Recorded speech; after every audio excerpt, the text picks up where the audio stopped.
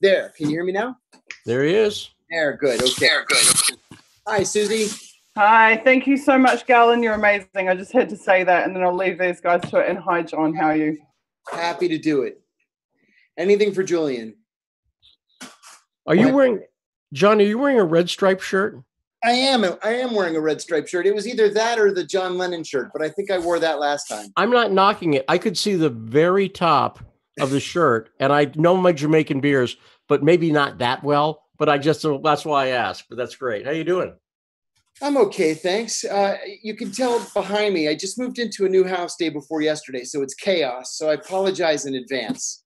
I don't have a professional background like you do. Yours looks good. You got the antique mat back there and all kinds of. Thank you. Yeah, there's a wall. So, and by the way, I don't want to startle you, but there's someone behind you. I don't want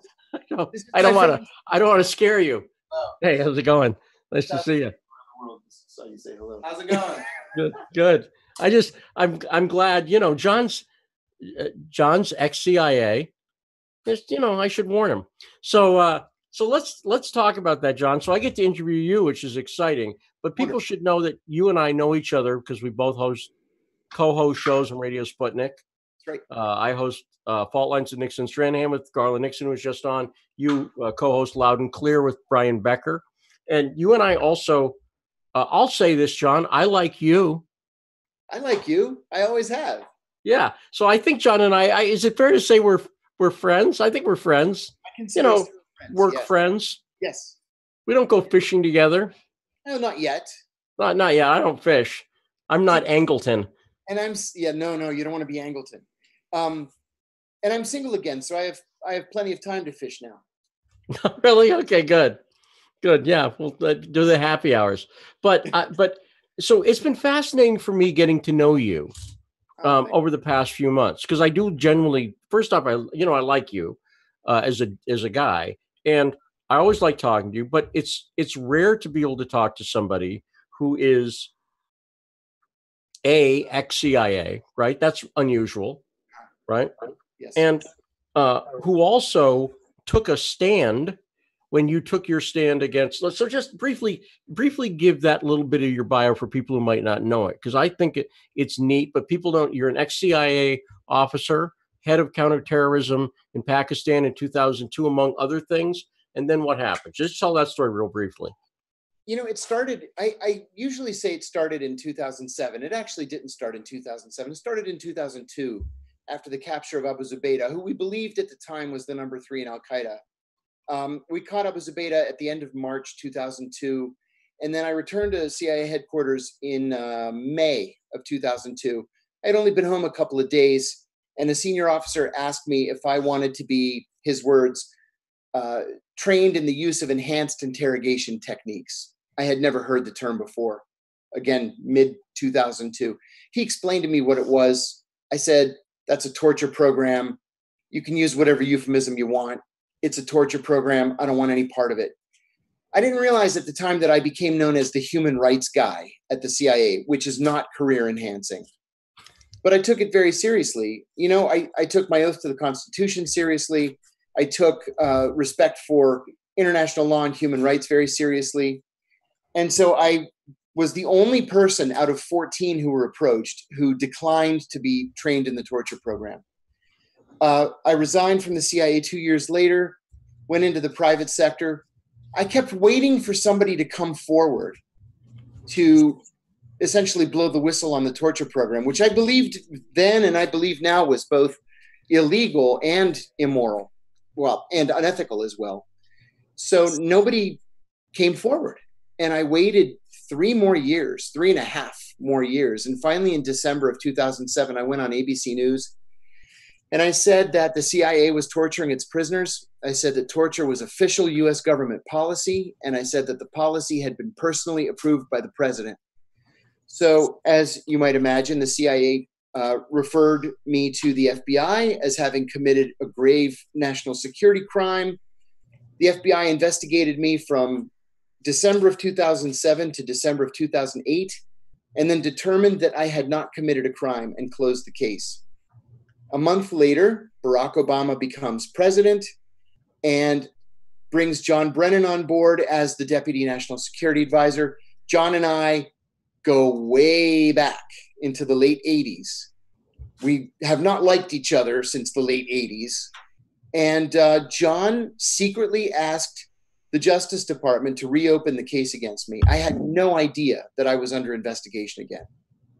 And so for the next 3 years, until January of 2012, the FBI tapped my phones, they intercepted my emails, they had periodic teams of physical surveillance following me.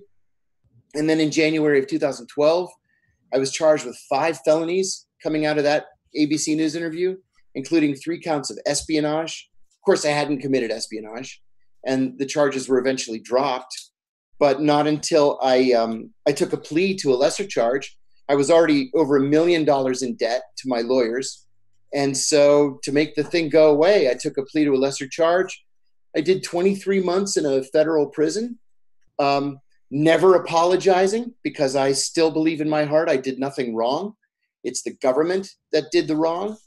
And got out in February of 2015 and sort of took my place among those of us who are now activists for human rights and civil liberties and civil rights, and activists against government overreach and for government transparency. And WikiLeaks falls squarely in that category. Well, and so one of the reasons I wanted you to tell that story actually is because for me and almost everybody else doing this unity thing, the Julian Assange situation is obviously disturbing, awful, but it's academic in the sense that you spent, I'm going to say this again, 23 months in prison. Yeah. And how many people who are doing, I'm just saying, there's nothing, I'm not knocking anybody. I'm knocking me too. I've never spent 6 months in prison, much less 23. So what I'm saying is, for you, I'm very curious for you, with your experience, this shit's real with Julian, right? I mean, how does your prison experience affect how you view knowing what that experience? Do you see the question I'm asking? Without a doubt. And that's when I tell people, I know from firsthand experience what Julian is going through. I mean that I literally know. Yes. From firsthand experience what Julian's going through. Because, people could say, oh, Julian's in an embassy and he has access to television and he has whatever. He used to have internet and visitors. Julian's in solitary confinement. I mean, the UN has even said that Julian's in solitary confinement. If you are in a position where you literally do not even have access to sunlight, that is solitary confinement. There are prisoners in maximum security U.S. penitentiaries who have more day-to-day freedoms than Julian Assange does. And that's what people have to understand. That it's not that he's living the good life. He's living high off the hog in some plush foreign embassy. That's just not the case.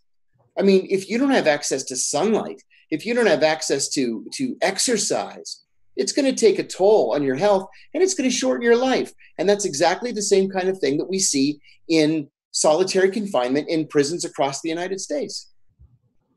Well, and you also, you raised a very interesting point peripherally when you said you'd been cleared, Obama gets in office, and then not Obama says, hey, John Brennan, let's look into this Kiriakou guy. But Right. Brennan, I'm trying to show who's driving the bus. Okay. Right.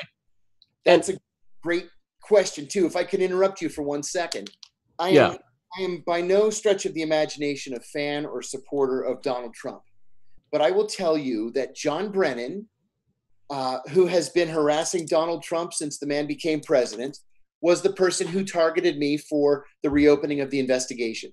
I can tell you that Robert Mueller, the special counsel who has been investigating Donald Trump and those around him for the last, whatever it is, 18 months, set up the John Kiriakou task force when he was head of the FBI. And that's what it was called, the John Kiriakou task force. So I know what Trump is going through there.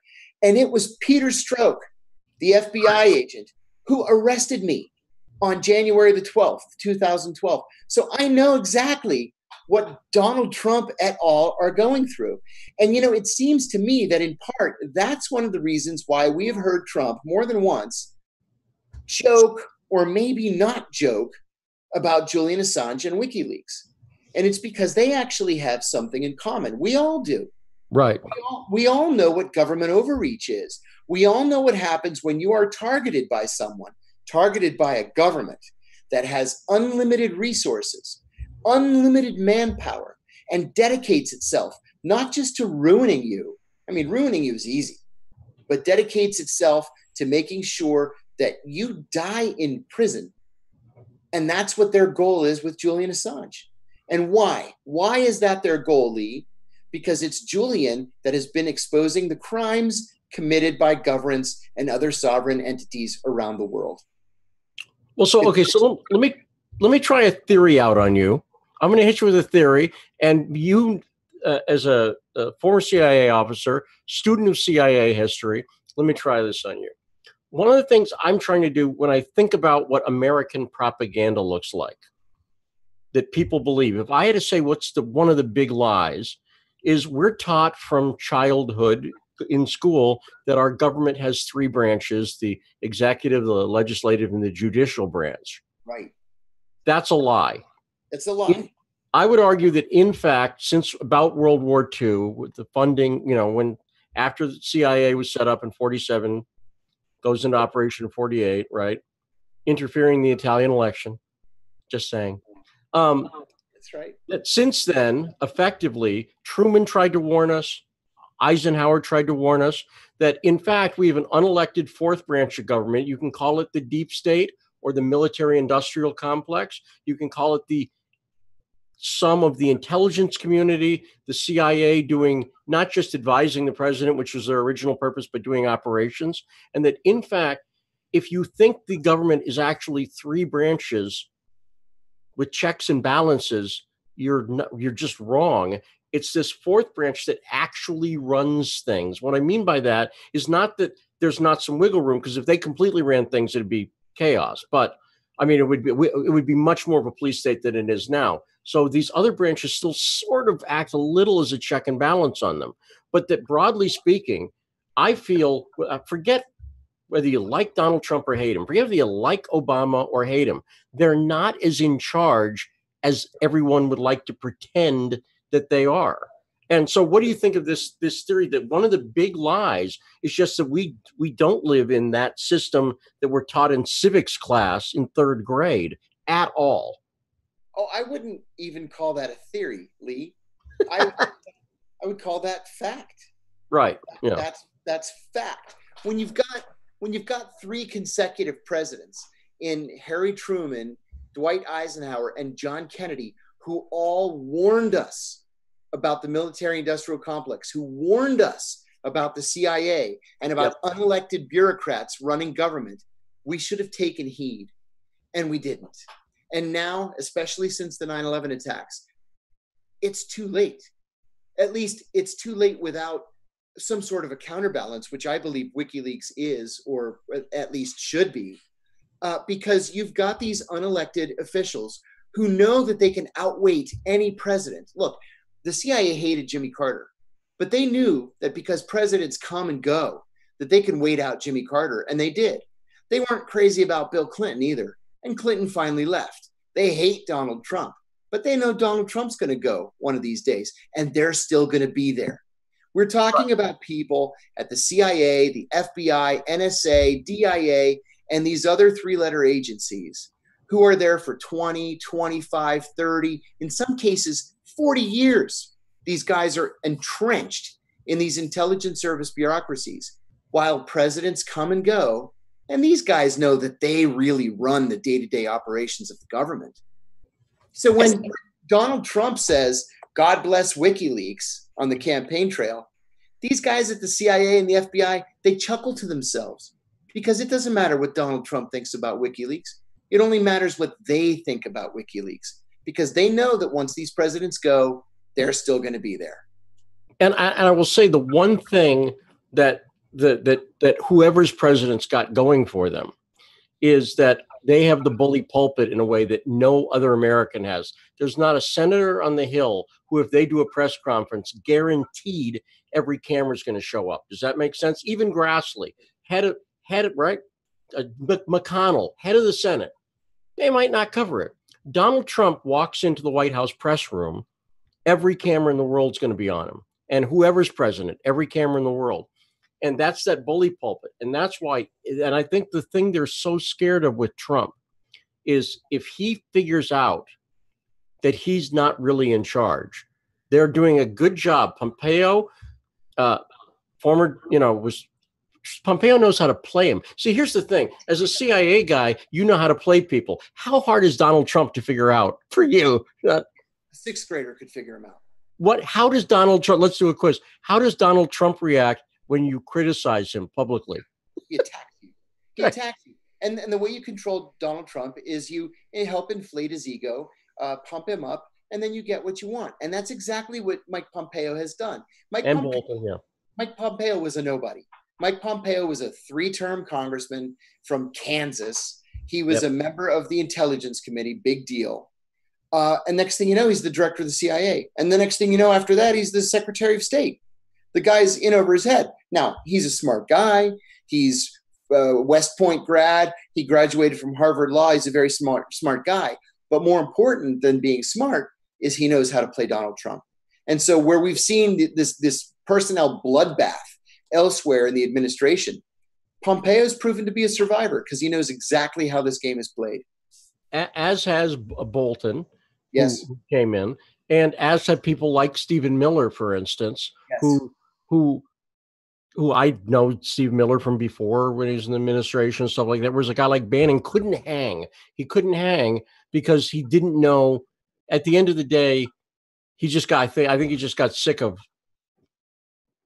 He's used to being CEO, so I just think he got sick of playing that role with Trump.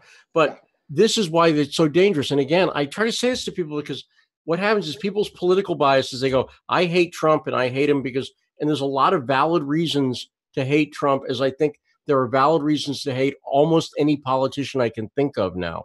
But what I try to explain to people is, given the choice between Hillary Clinton and Donald Trump, hands down, Donald Trump, if you're trying to smash the state apparatus, was the better choice in that election.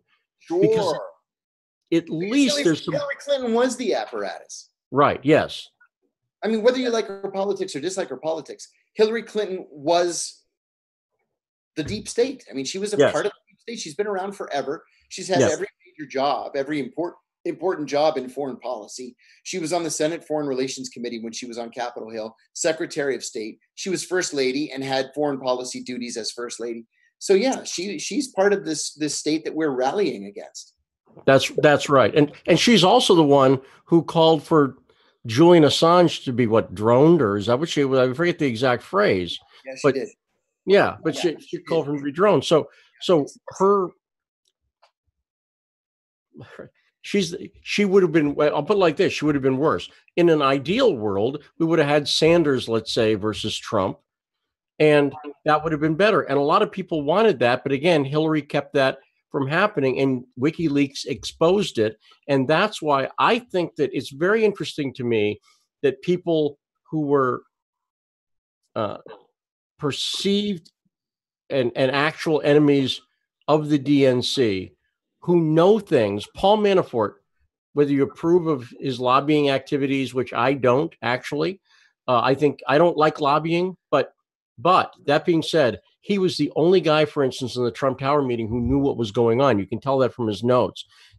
Immediately when they arrested Manafort, they put a gag order on him because he's one of the few people who actually understands what's going on and could say, I wasn't actually supporting Russia with the Party of Regions. I was suggesting they go with the EU, which in his trial, the government had to admit that he was actually telling Yanukovych to go away from Russia. But with Manafort and Julian Assange, not many people compare those two. But I think part of putting both of them behind bars was just to shut them up, and about the same things, actually, because the stuff Manafort knows would have demolished this Russiagate narrative. Mm-hmm. And the stuff Assange knows crushes the Russiagate narrative. He literally knows who gave him the material. And he said it's not a state actor. And let me add something to that. Trump knows that. And that's why Trump asked Bill Binney, who's a friend of ours, to go to the Oval Office 6 or 8 months ago and to explain to him the science behind the DNC information release. I don't want to call it a hack because it wasn't a hack, but the DNC information release. And Bill Binney was able to explain, and I'm going to say this as a layman because that's all I am, and I don't understand the science of it either. But Bill Binney explained that the information that came from the DNC, judging by the speed of the upload, could only have been an upload to a thumb drive. It could not have been done remotely, which confirms what Julian has been saying all along, that the information that came from the DNC, those DNC emails, were the result of a whistleblower, not the result of a remote hack. And Trump understands that. So by the way, I will just tell you, and I've had Benny on the show too. I will say this and then move on. I personally disagree with that theory based on the research that I've done, but it's a complex technical matter. But the fact that Trump was open to Binney being there and then got trashed by Pompeo. The other story I will tell you about that I'd like your feedback on, I don't think we've actually talked about this, is that in Woodward's new book, something very interesting comes out. I've been covering this Ukraine DNC story for a long time. And I've been talking to a guy named Andrei Telitschenko. He was the whistleblower who worked. He's anti-Russian. He's Ukrainian. He was part of the Maidan. And he was the guy who worked at the embassy. And we've become friends now. And he knows I worked for Sputnik, and he's not thrilled with that. But okay, right? He's an honest guy. He's a whistleblower. McMaster, it comes out in Woodward's new book, told Trump that the idea that there was DNC Ukrainian collusion was Russian propaganda. And Andrei's the one who told me about it because they've never interviewed him. Nobody's ever interviewed him. They know who he is. He sent letters to them. He said, I will testify under oath about exactly what happened. Furthermore, what he's going to testify to has already been affirmed by Alexandra Chalupa, the DNC operative who was in Politico in January 2017, Ken Vogel and David Stern wrote an article. She admits it all to them, right? And Telitschenko's in that article. So think about this. McMaster, without any, and Woodward says parts of the IC as well, had all said, oh, that DNC Ukraine thing, Russian propaganda. And they never talked, never even tried to talk. Telitschenko, he was at McCain's funeral. He was invited. Let me put this. This is a guy who was invited to John McCain's funeral. So that tells you who this guy is. He's not a Russian bot, right? But he's an honest guy who, when they said to him, don't coordinate with Trump, and we want you to dig up dirt for the DNC, which is what he was told. And I've interviewed him about this. He just said, I'm not going to do this because it's going to work. It could backfire. What if she doesn't win? And he's a loyal Ukrainian who was like, this isn't going to work out well. But I think it's a clear example to me that the people around Trump, like McMaster, are feeding him lies that they didn't even try to investigate. So from your experience, is there anything like illegal about that? I know you're not a lawyer, but aren't you supposed to investigate? I wouldn't so much say it was illegal as much as I would say it's institutionalized incompetence. You know, you've got these guys like McMaster who are a part of the problem. They're a part of the deep state. I mean, McMaster's been in the military for 30 years, 32 years. He didn't get those 3 or 4 shiny stars on his shoulder by being the outlier and making trouble for people. He knows exactly what he's doing. And this is kind of a mistake that Trump has made, where he has surrounded himself with people who you and I would consider to be representative of the deep state.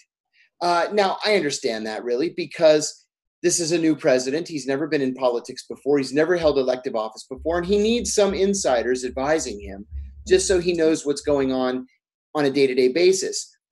With that said, he turned to the people who I think could cause him the most harm, the likes of McMaster and John Kelly and Jim Mattis and all these other people who have made a life for themselves in the military-industrial complex. Yeah, and it bugs me because I try, again, I work for Steve Bannon at Breitbart. I tried to tell Bannon about this when he was in the White House and say, look, let me explain this Ukraine story to you. Yeah, probably didn't want to hear it. But he didn't want to hear it. But I honestly don't, maybe I'm naive. See, I'm not, like, people have lots of motivations. I don't think it was like political. I think it was just more, he's arrogant, yeah. And it didn't. And just whatever, he didn't want to hear it. But hey, I guess I'm seeing. I think it's time to move on, right? Okay, so wait, hang on 1 second. I'm just reading the chat window. Forgive me, everybody. I have very bad eyesight. But yeah, I mean,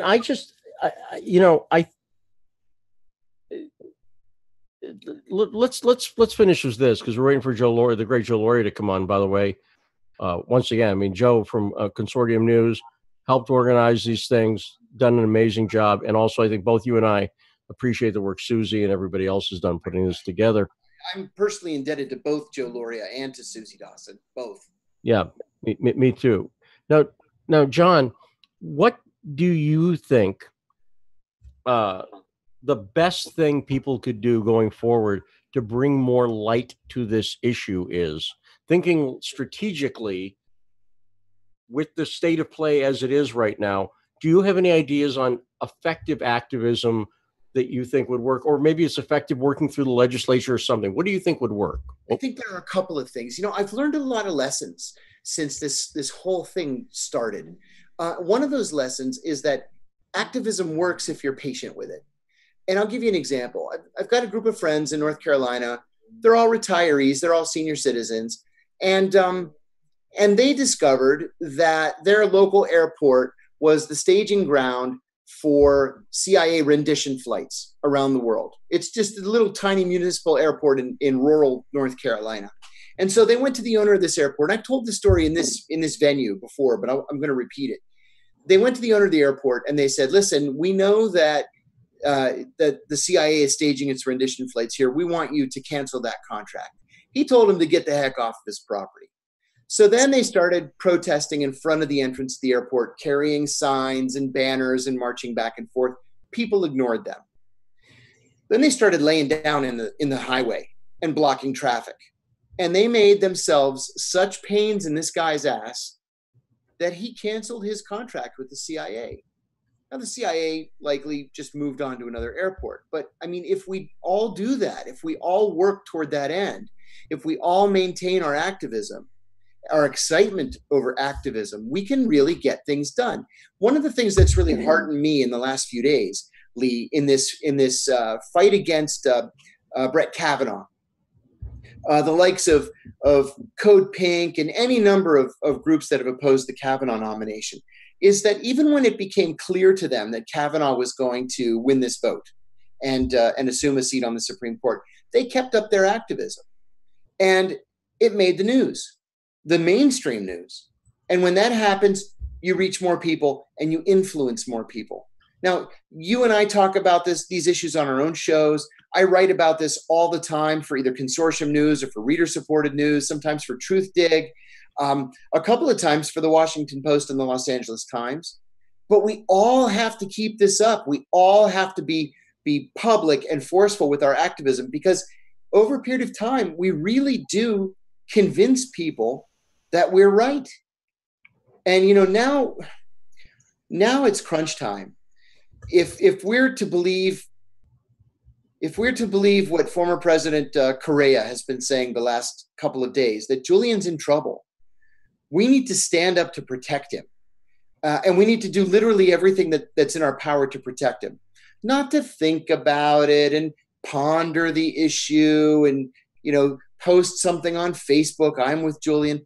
But we need to be out there marching, shutting down Senate offices, maybe getting arrested, writing, publishing, speaking, talking on radio and television programs. We need to do everything that we can to make sure that the country understands what our position is on this, and that we're with Julian. That's really what it comes down to. You know, one of the things I'll just throw out there, since one of the things that these Unity for J things end up being almost in a weird way, especially since Susie's on and listening, is it's like a big meeting of the minds about, okay, so what do we do about this? You know what I mean? And one of the things I will say, I'll just throw this out there. I think one of the things that's needed, and it's very easy to forget this, the absolute basics for people who sort of kind of know who Julian Assange is. And there's a lot of people in that category. Yes. My wife, who is not hugely political, but certainly follows me, she was like, okay, so what's going on? He's in, where is he again? And she's not dumb, and she's people. My wife is most people. Most people have sort of heard the name Julian Assange. And right now, if I were to say to somebody, let's go, where's the basics? Where's just the, okay, he was put in here this time.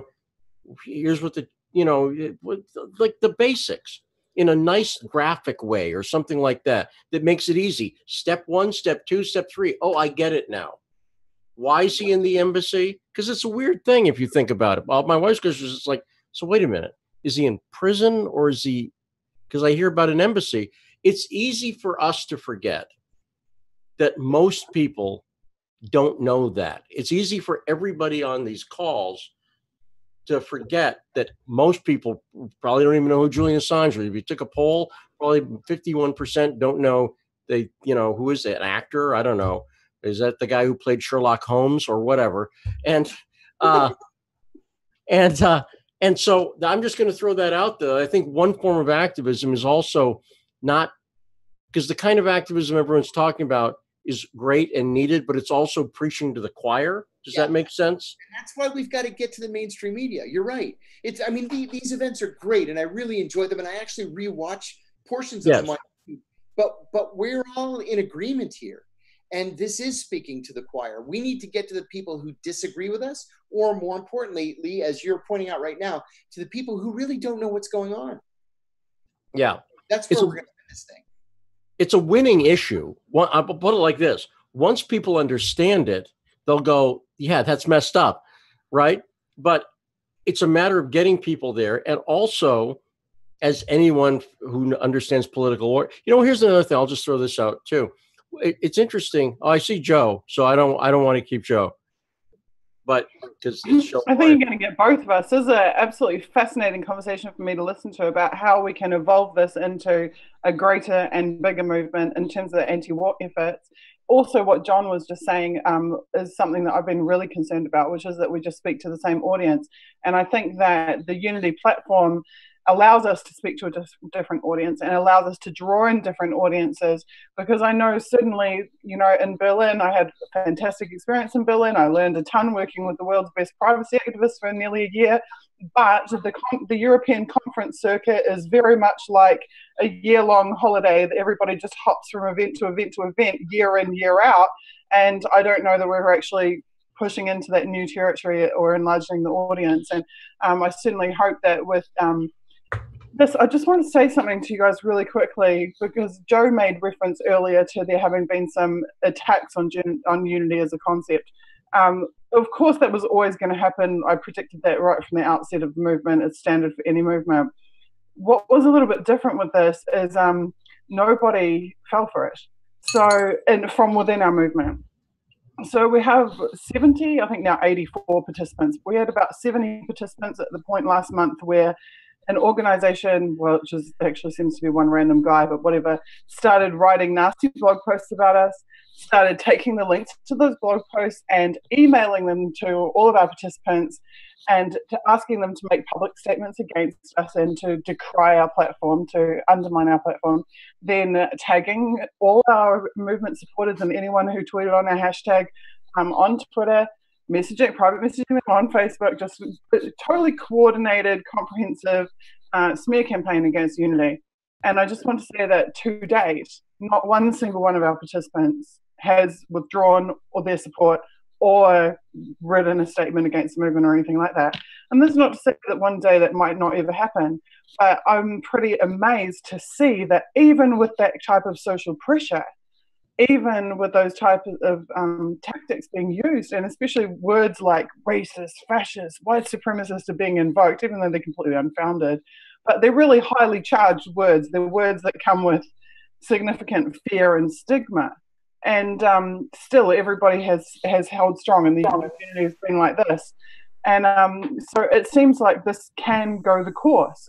And for every one person who has detracted from this movement, from the public sphere, there has easily been 100 to 1 saying, this is necessary. We need this. We've been waiting for this.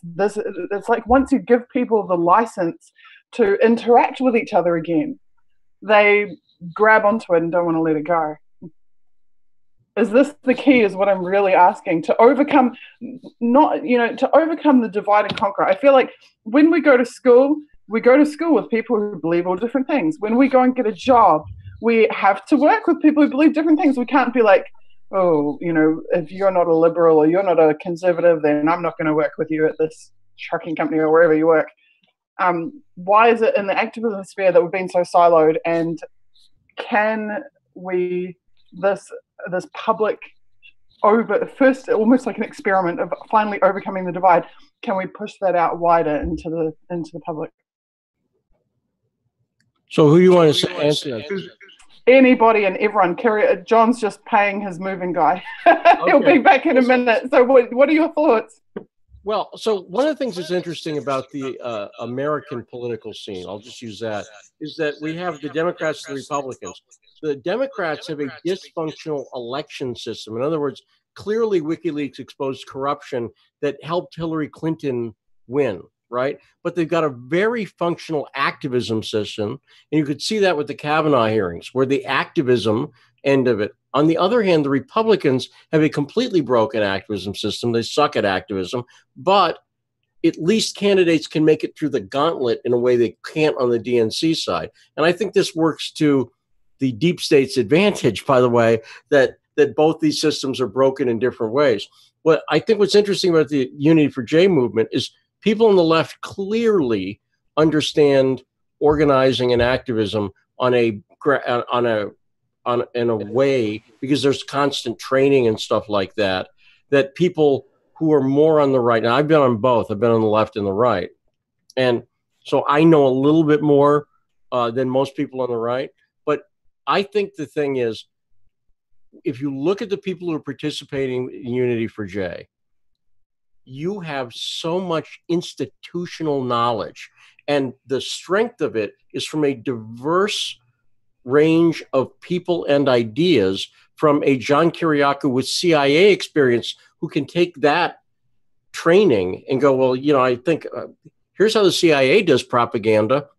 Maybe we should use that, to people like Joe Lauria who with, mainstream media experience. Yeah, right. As I was going to say, a great deal. You see what I'm getting at is, think of the huge diversity of people that we have. That can really be a strength here, I think, if we find a way to harness it. So that's my thought on that.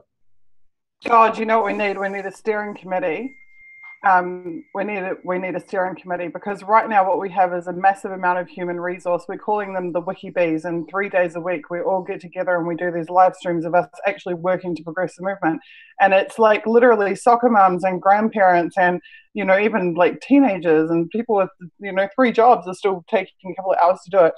But we need to, it's very task oriented, it's very tactical. What we need is a steering committee that can provide strategies and like meet once a month and give the overview for this is what we want to achieve this month, so that I can take that back to the WikiBees and be like, okay, here's our tactical breakdown of what we're going to do to achieve this goal.